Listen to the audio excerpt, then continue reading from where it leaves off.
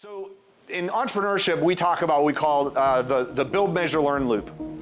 So I'm a YouTuber. That's my YouTube channel if anybody's interested in it. I have a whole series called Learn the Loop. And it's really all about product prototyping and at the same time finding the customer base, finding the market for them at the same time. Because quite frankly, building a product that nobody wants to buy is super frustrating. $4 or $5 million spent and you realize nobody wants to buy the product. True story.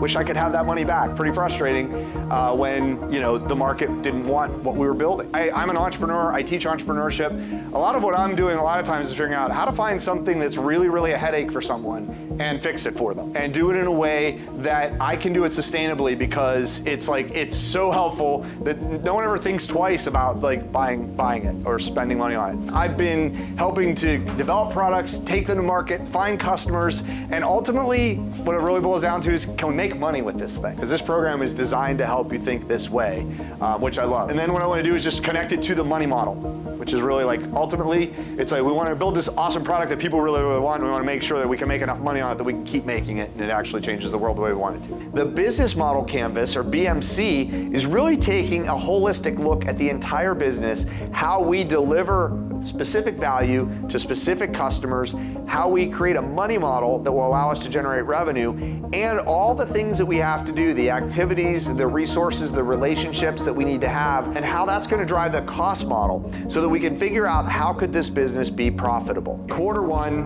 when I start, revenue is say $1,000. Be able to explain where is that $1,000 going to come from, because there's no magic. So do we have to buy something? When do we have to do that? When's that cost going to come in? Do we have to get a subscription to something? Do we need to hire someone? Modeling all those out. So now we have all these different lines of cost. Now it's really just a matter of summing it up. It's how much are we making in revenue each week?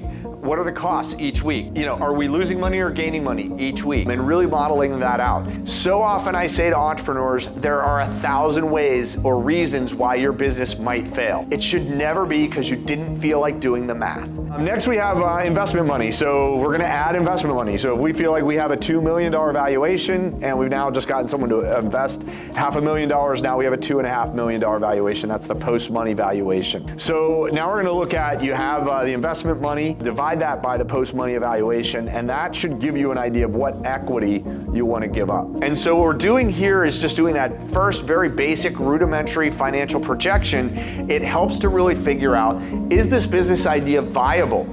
Can we sell a product and make some profit? Week 9, I teach the thing that's always been the hardest thing to teach in entrepreneurship, I think, which is market sizing. So I really set out to think about what's a different way to teach this concept. And so for this, I've said, let's do this from the top of a building. So we go to a tall building in the city. There's a park on the roof, so it's a great outdoor space. It's a beautiful spot. It's out of the classroom. From there, I can say, okay, walk all the way around to the different edges of the building. Find the edges, see how far you can see. And then start to think about that as a market. What businesses are here? What money is spent here? What value is generated here? Who wants to go first? Which team wants to give me just a quick, give me a 30 to 60 second summary? Our business name was Coreflex. We asked ChatGPT what we could do to get into the athleisure wear market. Our TAM was first the large market of it, which was $450 billion of the global market for athleisure wear.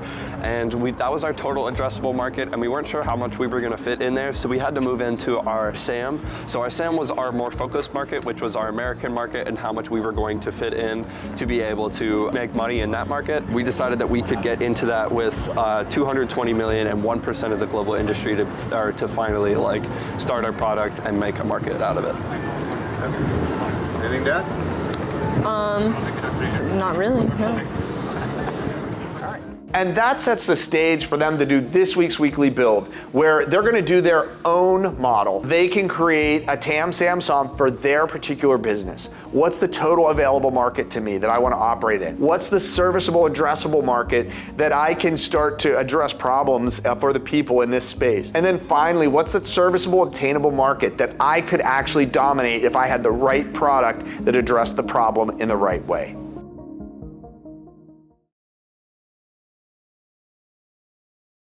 Networking is a huge part of entrepreneurship. It's why we do the masterminds, and I have pretty much found whether you're just trying to find customers, which is not really necessarily why you network, but it happens.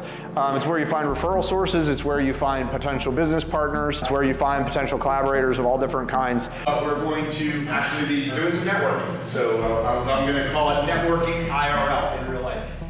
So, what are some reasons why you might go to a networking event? Like if you're, and it doesn't even have to be a startup, but like for whatever you're doing, your job, whatever, what would be a reason you'd go to a networking event? Just sell yourself or sell your product. Yeah, sell yourself, sell your product. Yeah, in this setting, when you have a drink in your hand, you learn things about people that you're not going to learn about at like a meeting or sitting in a conference or a classroom or something like that, right? So we did, in what was it, week 3, we did a napkin sketch. You know, I intentionally used like the big cocktail napkins here. If you have a way to, you know, this one here, product concept, napkin 1. The second one is like your financials.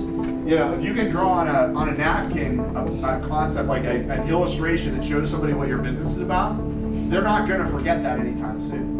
And then I also would like to be able to flip it over and say, here, let me show you, year 1, we're projecting we can sell this many of these for this much. Year 2, we think we can triple that for this much. And by year 3, we think we can get a distributor and we think we can sell like, you know, 10x. And so you just showed them your money model and your financial projection on a napkin. And guess what? If you got product concept on one side, money model on the other, write your name and like email address on it, or maybe give them a business card, like here. And now they have something, they're not gonna forget you anytime soon. And every time I ever do a napkin sketch, when I'm done, I set it down, I take a picture of it and say, here, you should keep this. I sign it, like I might be famous one day, or you know, just something funny like that. It's just something memorable, and if they do actually put it in your pocket, as opposed to like leaving it, like quietly like leaving it there as they're walking away, then you know, it's like, okay, maybe they're a little bit interested in this.